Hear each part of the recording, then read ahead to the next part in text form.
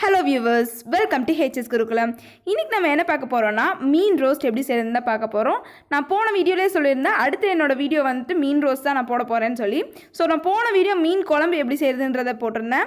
அந்த வீடியோவோட லிங்க்கை நான் டிஸ்கிரிப்ஷன் பாக்ஸில் கொடுக்குறேன், மறக்காமல் செக் பண்ணிவிட்டு வந்துடுங்க. இப்போ நம்ம சுவையான ஆரோக்கியமான மீன் ரோஸ்ட் எப்படி செய்யறதுன்னு தான் பார்க்க போகிறோம். ஸோ வாங்க வீடியோக்குள்ளே போகலாம்.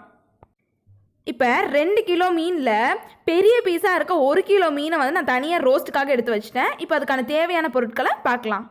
கொஞ்சம் மிளகா வத்தல் சீரகம் பேஸ்ட் எடுத்திருக்கேன், சாம்பார் தூள் 2 ஸ்பூனு, மல்லித்தூள் 2 ஸ்பூனு, நெக்ஸ்ட்டு உப்பு தேவையான அளவு எடுத்துக்கோங்க. அதுக்கப்புறம் கார்ன்ஃப்ளவர் மாவு 3 ஸ்பூன் எடுத்துக்கோங்க. அண்ட் சமையலுக்கு யூஸ் பண்ணுற எந்த எண்ணெய்னாலும் 2 ஸ்பூன் எடுத்துக்கோங்க. ஏன் நம்ம மசாலாவில் எண்ணெய் ஊற்றி பிசைகிறோன்னா அப்போ தான் அந்த மசால் வந்துட்டு நல்லா மீனில் ஒட்டும். ஸோ நம்ம பிசைகிறோம். இப்போ மிக்ஸ் பண்ணிடலாம். நம்ம மீன் குழம்பு செய்யும்போது ஒரு மசால் மிச்சம் வச்சுருந்தோம்ல, அதாவது மிளகா வத்தல் சீரகம் மசால், அதோட நம்ம எடுத்து வச்சுருந்த எல்லா மசாலையும் சேர்த்து பிசைஞ்சிக்கலாம். இந்த மசாலா நம்ம வீட்லேயே செய்கிறதுனால எந்த விதமான அலர்ட்ரன்ஸும் கலந்துருக்காது. இப்போ கடையில் வாங்குகிற ஃபிஷ் ரோஸ்ட்லாம் பார்த்திங்கன்னா அதில் நிறைய கெமிக்கல்ஸ் ஆட் பண்ணுவாங்க. ஸோ ரொம்ப ஹார்ம்ஃபுல்லாகவும் இருக்கும். இதே இது நம்ம வீட்டில் இந்த மாதிரி செய்கிறதுனால ரொம்ப ஹெல்த்தியாகவும் இருக்கும். குழந்தைங்க வந்துட்டு ரொம்ப விரும்பி சாப்பிட்றதாகவும் இருக்கும். ஸோ நம்ம வந்து அதை ப்ரிஃபர் பண்ணுறது பெஸ்ட்டு. இப்போ எண்ணெயை ஊற்றி நல்லா பிசைஞ்சாச்சு.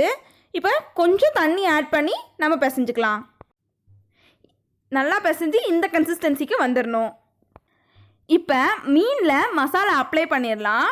நான் உங்கள் காரத்துக்கேற்ப நீங்கள் வந்துட்டு அப்ளை பண்ணிக்கலாம். நாங்கள் வந்துட்டு இந்த குழந்தைங்கள்லாம் சாப்பிட்றதுக்காக கொஞ்சம் லைட்டாகவே அப்ளை பண்ணுறோம். கொஞ்சம் காரம் ஜாஸ்தியாக சாப்பிட மாட்டாங்க. ஸோ நாங்கள் லைட்டாக அப்ளை பண்ணிக்கிறோம். இப்போ நீங்கள் காரம் சாப்பிட்றவங்களா இருந்தீங்கன்னா கொஞ்சம் நல்லாவே அப்ளை பண்ணிக்கலாம்.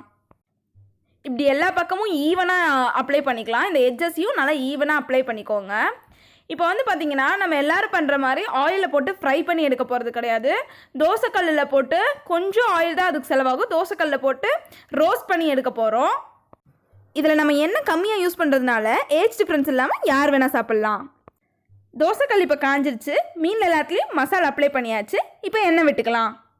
இப்போ நம்ம மசாலா அப்ளை பண்ணி வச்சுருக்க மீனை 1 by 1 தோசைக்கல்லில் போட்டு எடுத்துடலாம். ஃப்ளேமை வந்துட்டு நீங்கள் சிம்லேயே வச்சுக்கோங்க. ஃப்ளேம் வந்து ஜாஸ்தியாக இருந்துச்சுன்னா காட்டம் அதிகமாகி நமக்கு இருமல் வர ஆரம்பிச்சிரும். ஸோ நம்ம வந்து சிம்லேயே வச்சு குக் பண்ணலாம். இப்போ ஒரு சைடு வெந்துருச்சு. நெக்ஸ்ட் சைட் திருப்பி விட்டுடலாம். திருப்பி விடும்போது பார்த்து திருப்புங்க. இதை உடையாமல் எடுக்கணும், அதுதான் இதில் இம்பார்ட்டண்ட்டு. ஸோ பார்த்து திருப்புங்க. ஏஜ்டு பீப்புளுக்குலாம் பார்த்தீங்கன்னா மட்டன் சிக்கன் சேர்க்கும்போது கொலஸ்ட்ரால் ட்ரபிள் வரும். ஸோ நான்வெஜ் லவருக்குலாம் அந்த டைம் வந்துட்டு நம்ம மீன் கொடுக்கலாம். மீன் சாப்பிட்றதுனால எந்த விதமான கொலஸ்ட்ரால் ட்ரபிளும் வராது. சாரி, ஒரு பீஸ் மீன் உடஞ்சிருச்சு. நீங்கள் எடுக்கும்போது பார்த்து எடுங்க.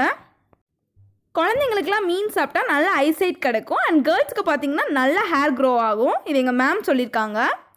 இப்போ மீனை வந்துட்டு அப்படியே பிளேட்டில் எடுத்து சுட சுட சர்வ் பண்ணலாம். இப்போ எல்லா செட்டையும் நம்ம போட்டு எடுத்தாச்சு. அருமையான சுவையான மீன் ரோஸ்ட் ரெடி ஆயிடுச்சு. பார்க்கவே டெலிஷியஸாக இருக்குது. இந்த ரெசிபியை எல்லோரும் உங்கள் வீட்டில் ட்ரை பண்ணுங்கள். இந்த ரெசிபியை நீங்கள் ட்ரை பண்ணும்போது எப்படி இருந்துச்சுங்கிறத கமெண்ட் பாக்ஸில் சொல்லுங்கள். அண்ட் இந்த வீடியோ உங்களுக்கு பிடிச்சிருந்துச்சுன்னா லைக் பண்ணுங்கள், ஷேர் பண்ணுங்கள், சப்ஸ்கிரைப் பண்ணுங்கள், பக்கத்தில் இருக்க பெல் ஐக்கானை ப்ரெஸ் பண்ணுங்கள். தேங்க்யூ.